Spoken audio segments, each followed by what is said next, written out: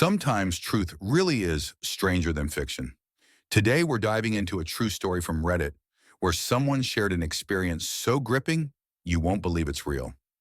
Buckle up because this is a ride you don't want to miss.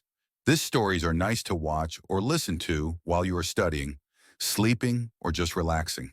And don't forget to like and subscribe if you don't want to miss the coming videos. Let's get started. It all started with a damn single hair. My wife is on the shorter side. I can see over her head even if she stands on her toes. We were cooking when she tried to squeeze by. By chance, I looked down at the top of her head. At first, I didn't see it. It was hardly noticeable. A single short white hair was mixed inside the rest of the dark strands. I reached out to brush some hair away to get a better look. She flinched away from my hand but laughed at the movement. "You're going gray," I commented, smiling, hoping I didn't offend her. She wasn't even 30 yet. But I've seen people whose hair that turned before her. "Good. I'll look super hot." She laughed again. She let me look at the small white spot.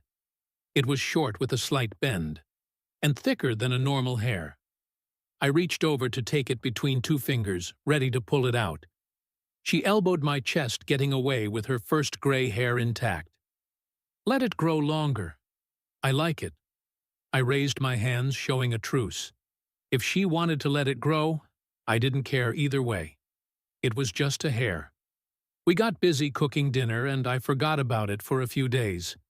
That was until Carrie fainted at work. The call came while I was in the office. It was an hour before I got the message. I quickly told my boss I needed to leave for the day. I rushed to the hospital with dread forming in my stomach. I met her in the waiting room. She looked pale, but overall, not as bad as I feared. Her coworker drove her there, which was nice of them. Soon, we were able to see a doctor for a checkup. They didn't see anything wrong with a basic checkup and tests. A scan had been suggested, but it would take a while before Carrie could get a more thorough look. We were sent home without any answers. I tucked her into bed to let her rest for the rest of the day. Thankfully, Carrie didn't feel lightheaded when we got back home, only overtired. I thought getting extra sleep would fix that. The next day, it appeared the rest cured, whatever caused the sudden fainting spell. Carrie acted like her old self and went back to work, even though she could have taken another day off. I told her to not push herself. If she started feeling off again, she should stop working and get someone to help. She assured me she felt fine, and nothing bad would happen. I believed that for a while. The medical tests wouldn't be for a few weeks. I kept an eye out for more gray hairs at the roots, however none showed. However, I noticed something else. Carrie started to act differently. The signs were small.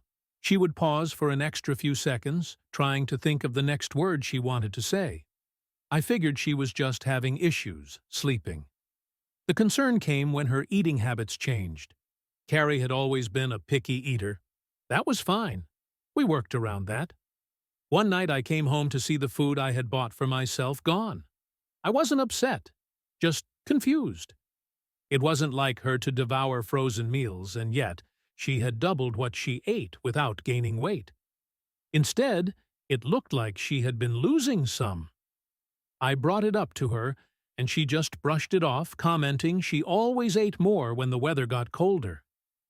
We had been married for 5 years. How did I never notice that before? Then her memory issues got worse. Small items like keys and her wallet were always getting misplaced. I was very understanding and helped her find what she lost every time. After we located what she had misplaced, she told me that maybe stress from work was getting to her. I believed that the first 3 times. I started to look online to see if there was anything I could find that explained these little changes. A month after it all started, she did something she never had before. She snapped at me. We were in the kitchen dishing out a special takeout meal when I caressed the top of her head. I leaned down to kiss the top of hers when she spun around, face red with rage. She pushed as hard as she could with both hands, knocking me hard into the table. It didn't hurt that much. I was more shocked than anything. "Don't fucking touch me without any warning!" she shouted, and stomped a foot. My mouth hung open. Carrie never swore. Well, rarely. She would drop a curse whenever it was funny. But I had never heard her swear in rage at anyone, let alone imagine she would do so at me. "Sweetheart, are you all right?" I asked, mouth open. What had I done wrong? Did I cause this? Or did something else happen that made her act this way? My head swam with thousands of questions. Carrie quickly settled down, embarrassed by the outburst. She walked over and offered an apology hug that I took. "I'm fine. I don't know. I'm sorry. I just don't feel like myself for some reason," she said in a small voice. I risked a heavy question that changed the mood. "Do you think you might be pregnant? We've been trying for a while, and hormones can make you act different," I suggested. She scrunched up her face at the suggestion as a joke. "Different? As in crazy?" She half-joked. "Well," I trailed off, and my answer made her smile again. Sadly, she pulled away and shook her head. "No, I've already checked." I didn't let the disappointment show on my face. We hadn't had the money for the tests to see why we hadn't been able to have a child yet. We figured one would come at the right time. That time simply hadn't come yet. "We'll call the doctors to see if you can get in for those scans sooner. You might have hit your head harder than we thought when you fainted at work. It's not as if you made changes to your medications or anything like that," I suggested. There hadn't been a bruise when she fainted, but I didn't want to take the risk.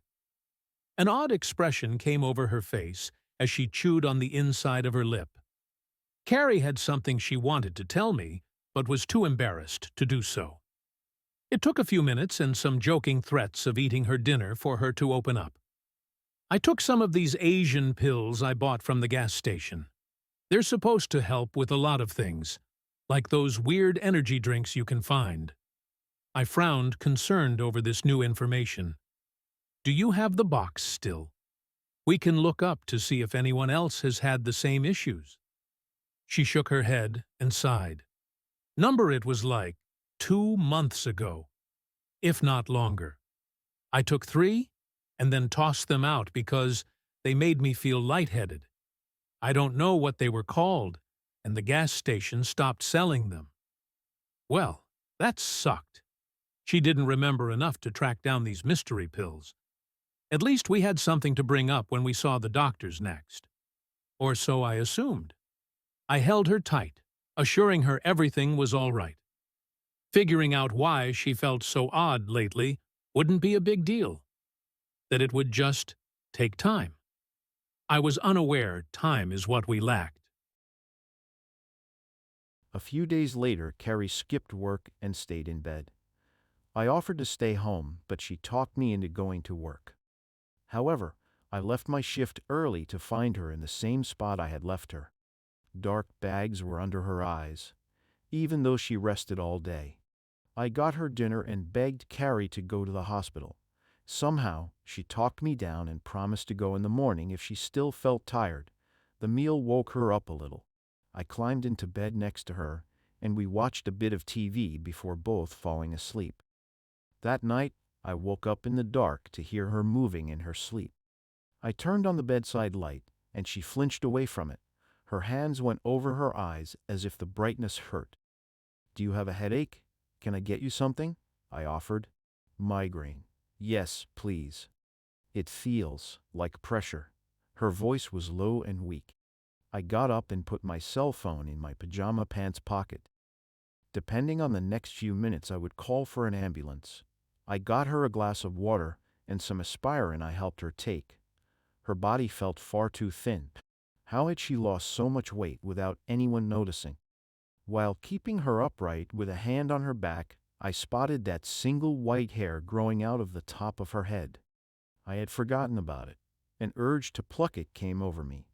While Carrie remained defenseless, I took the hair between a finger and my thumb, then pulled. Her body jolted.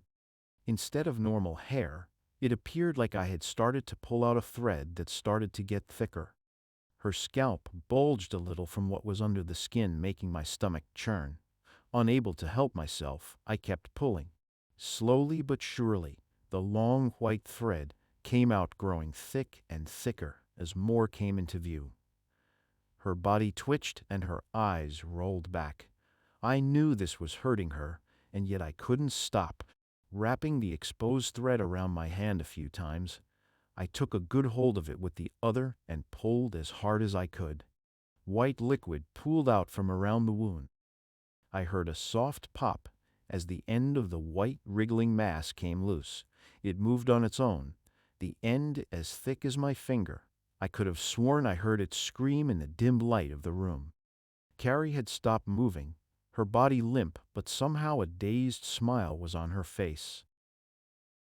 "Oh, that's better." Her words were slurred and her eyes slowly started to shut. Disgusted by what I saw, I tossed the thing away as quickly as I was able. My hands flew to her shoulders, trying to shake her awake. I didn't understand what happened or what I just did. The wriggling long white creature I just pulled from her head started to inch closer to my bare feet. I nearly threw up, my skin crawling at the sight.